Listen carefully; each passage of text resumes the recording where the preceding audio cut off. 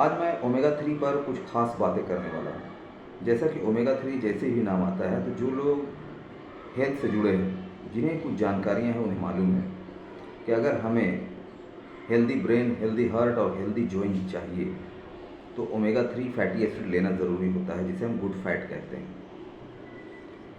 और दूसरी बात यह है कि इन्फ्लामेशन से जुड़े जितने भी जो बीमारियां हैं, अगर उनकी हम रोकथाम करना चाहते हैं तो भी हमें ओमेगा 3 लेने की ज़रूरत है। अगर किसी को इन्फ्लामेशन से जुड़ी बीमारियां हो चुकी है तो उन्हें डॉक्टर जो भी मेडिसिन चला रहे हैं उनके साथ साथ ओमेगा 3 अलग से लेने की ज़रूरत है। ओमेगा 3 के बहुत सारे काम हैं, जहाँ जॉइंट को सही रखना, ब्रेन को सही, हार्ट को सही रखना, एक ईंधन के तौर पे इसे देना। वहीं अगर कहीं बॉडी में सिस्ट हो रहा है तो उसको रिमूव करना, स्टोन फॉर्मेशन अगर हो रहा है तो उसको रिमूव करना। यहाँ तक कि जो प्रेग्नेंट लेडी है 3 मंथ के बाद उनके पेट में जो बच्चा पल रहा है उसे मेंटल ग्रोथ और फिजिकल ग्रोथ की जो डाइट चाहिए उसमें ओमेगा 3 का बहुत बड़ा योगदान रहता है। उसमें EPA और DHA पाया जाता है। आई साइट के लिए, स्किन के लिए बहुत ही बेहतर होता है। उसी तरह अगर कोई कैंसर के पेशेंट है उनके लिए बहुत ज़रूरी है, अगर कोई अस्थमेटिक पेशेंट है उनके लिए बहुत ज़रूरी है।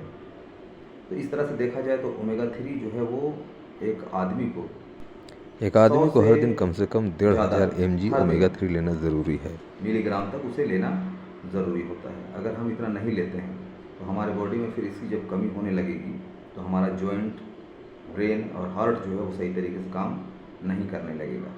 हमारा ब्रेन में जो फ्लूइड होता है उसमें परसेंटेज जो है ओमेगा 3 का वो ज़्यादा होता है। उसके अलावा अगर जिन लोगों को इस तरह के प्रॉब्लम है, अस्थमेटिक प्रॉब्लम है या फिर हार्ट डिजीज़ हैं या जॉइंट के प्रॉब्लम है, उनको भी ओमेगा 3 लेना ज़रूरी है। दूसरी बात यह है कि आमतौर पे लोगों को ये मालूम नहीं है, कुछ ऐसी चीज़ें हैं जहां हम ओमेगा 3 वो जो सोर्स है वो कलेक्ट कर सकते हैं। जैसे मछलियों में पाया जाता है, आलमंड है, तीसी का तेल है, इन चीज़ों में ओमेगा 3 हमें मिल जाते हैं, लेकिन बहुत ज़्यादा मात्रा पे नहीं मिल पाते।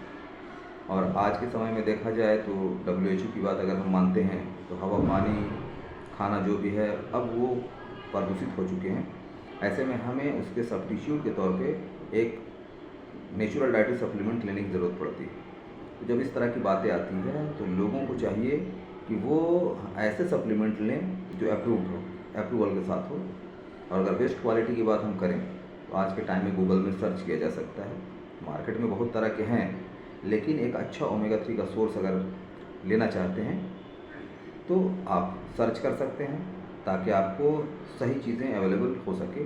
दूसरी बात है कि जो मुझसे कनेक्टेड हैं या लगातार मेरे वीडियोस देखते हैं, जो जानना चाहते हैं तो मुझसे संपर्क कर सकते हैं या मैसेज दे सकते हैं, तो मैं उन्हें गाइड कर सकता हूँ। बेहतर ये है कि इसे इग्नोर ना करें और लेना शुरू कर दें। लाइफ के लिए, एक सेहतमंद ज़िंदगी के लिए ओमेगा 3 फैटी एसिड बहुत ही ज़्यादा कारगर साबित हो सकता है। जो ब्लॉकेज के मरीज़ हैं, जो परेशान हैं, उनको चाहिए कि जितना जल्द हो सके ओमेगा 3 फैटी एसिड को लेना शुरू कर दें, इससे उन्हें राहत मिलेगी।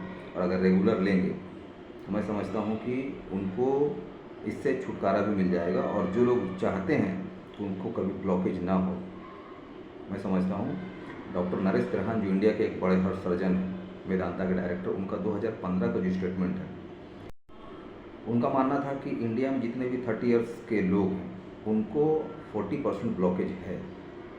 और भारत सरकार के पास इतने पैसे नहीं हैं कि सभी को वो इलाज करा सके।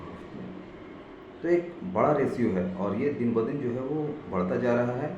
लगातार ऐसे केसेस आ रहे हैं जो रनिंग करते हुए, वर्कआउट करते हुए, यहाँ तक कि अभी कुछ दिन पहले एक केस आया जिसमें एक एडवोकेट जो है वो कोर्ट में बहस करते हुए उनको दिल का दौरा पड़ा, वो डेथ कर गए। अब छोटे बच्चों में भी इस तरह के जो है वो सिचुएशन देखने को मिल रहे हैं। तो कहीं ना कहीं इस चीज़ को हम इग्नोर करते हैं या इनकी जानकारी हमें नहीं है, जिसकी वजह से ये नुकसान हो रहे हैं। इसीलिए बेहतर है कि अगर हम इसे शामिल कर लेते हैं लाइफ में, इसकी जानकारी रखते हैं, सही तरीके से लेना शुरू करते हैं, तो इन चीज़ों से हम बच सकते हैं। एक और ख़ास बात है, और भी जितने भी डिजीज़ हैं, चाहे वो किडनी से रिलेटेड हो, अस्थमेटिक हो या और भी कोई भी डिजीज़ हो, उसमें मौका मिल जाता है। लेकिन अगर कोई दिल का मरीज़ है, उसे ब्लॉकेज है, तो 1 सेकंड भी मौका नहीं मिलता है ज़िंदगी को बचाने के लिए। बेहतर है अपनी ज़िंदगी को बचाने के लिए इन चीज़ों को अमल में लाएं। All the best, live healthy life.